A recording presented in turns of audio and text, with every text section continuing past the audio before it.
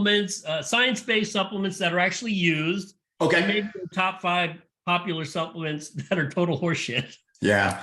So that's a great question. And I would say one thing I will do is we probably need to attach a caveat to this, which is it depends on what you want to use them for, right? Okay. Because it depends on whether you're talking about performance outcomes, body composition changes, or even different types of sports. But overall, I would probably say 2 easy ones, caffeine and creatine, right? Those are sort of the 2 monsters when it comes to data on those. Protein, whether we consider that a supplement or not, it depends. Obviously, we eat protein too, but if you want to consider it from a supplemental form, we know that it can have positive effects as well. Right. I would say for me, one of them that has really grown, in my opinion, of potentially playing a real big role in this is beetroot and nitrates, right? I think the evidence for that is getting increasingly, especially for aerobic exercise or interval-based work. And I would probably say sodium bicarbonate fits in there as well. Some people don't tolerate it as well, but the data on it are really good. I'm a little less thrilled with beta alanine than I used to be. I think that maybe it's not as pronounced in terms of the magnitude of effect as we'd like to think, but I think in combination with some other things, I think those are good. And then one I would throw in there as like a more of a health effect and other positive benefits that maybe isn't truly ergogenic would be fish oils. When we start to think about those, I think that would kind of be my 6th, is something that I think has good data on it, but not necessarily for performance purposes, right? And so I think that that's useful. The 5 that I'm not a big fan of, any testosterone booster, right? Pretty much any of those have been debunked, and just having a 1 hour change in testosterone is not going to make a difference for overall adaptation. Speaking of adaptation, I'd say a lot of the adaptogens that are being promoted, especially ashwagandha. I am not sold on the quality of the studies with that in most cases. I think it's very overhyped. Not to say there couldn't be something positive with it. And I would even say that rhodiola fits in there a little bit, though I think the evidence for rhodiola is maybe a little bit better. But it's interesting because I think it may depend on the person, and we may need to look at whether or not, if your training and nutrition and lifestyle help you already handle stress, do you really need an adaptogen? And could it actually mess you up a little bit if for example, your cannabidiol pathways, if they're working well and you have a good regulation at the HPA level and stuff like that? Do you really need these things in that case? So I would include that there. And the other one too is, and I don't want to say, so this one's a bit of a cautionary tale, and so bear with me for a second. I'm going to include HMB in here, but for one big reason.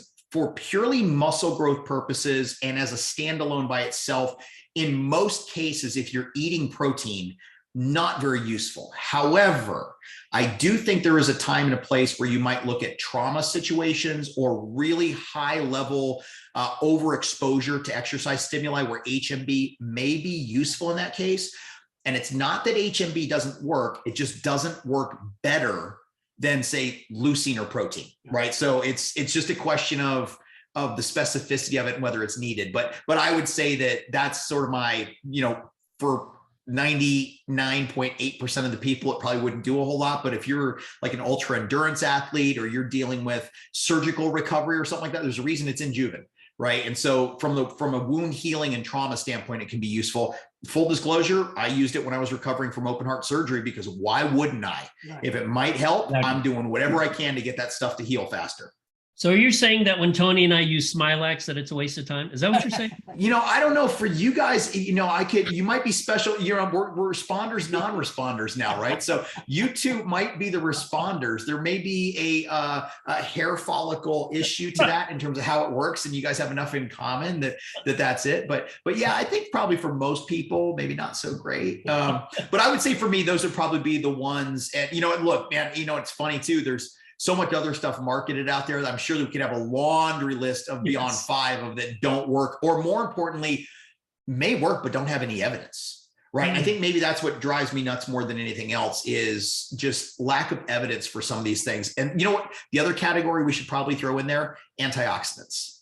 Because high dose antioxidants, the antioxidants in food and from whole foods do get processed differently, but I think there's enough data now to suggest that high dose antioxidant intake may be actually ergolytic, not ergogenic, because we actually want an oxidative stress response in order to help facilitate adaptation. That is a great point. Tony, do you have any final comments for Shawn? Yeah, I think he summed it up pretty good. I just quickly, I know you don't do much of it anymore, Shawn, but can people contact you for your baby Guinness recipe? Oh yeah, absolutely. Baby Guinness should definitely be in the top 5 of supplements. And I'm not going to fully give the recipe away, but it does involve Patron XO and Bailey's, and it is the official drink of the ISSN. There you go. Exactly my point. Awesome. Well, hey, Shawn, thank you so much for being on the show.